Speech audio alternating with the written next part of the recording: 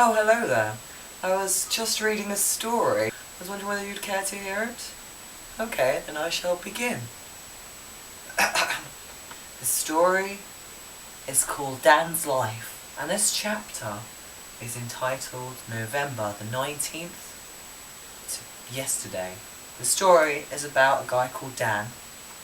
He's very attractive.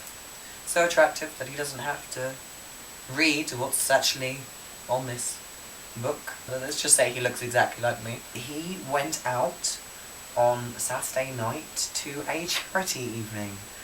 Oh, this is very exciting stuff, you know. Well, it was an unlimited bar, so you can imagine that he had a few drinks and he, may have tied a ribbon around himself. I'll show you a picture from the book here, as obviously moving this is too much work, and the fact that this is a Chinese cooking book is not the point, no. Dan was getting all kinds of crazy and having a good bit of a dance as well, and with his colleagues. They were raising money for Action for Blind People. Harpreet and Amanda, surprise! You're on video. Video.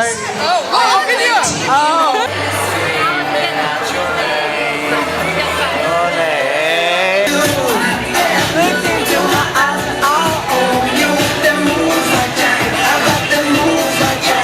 Given some bells to jingle.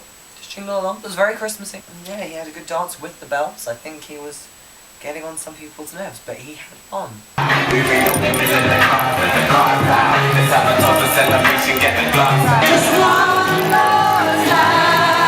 So it was a good night. He didn't drink too much.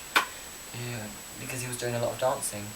So we move on now. We move on to last night, which was a Monday evening, and this takes place in a nightclub called Liquid, and they'd come to see a guy who's a music man called Calvin Harris. They, danced around. There was lots of flashing lights. If you had epilepsy, you would have been shaking a lot.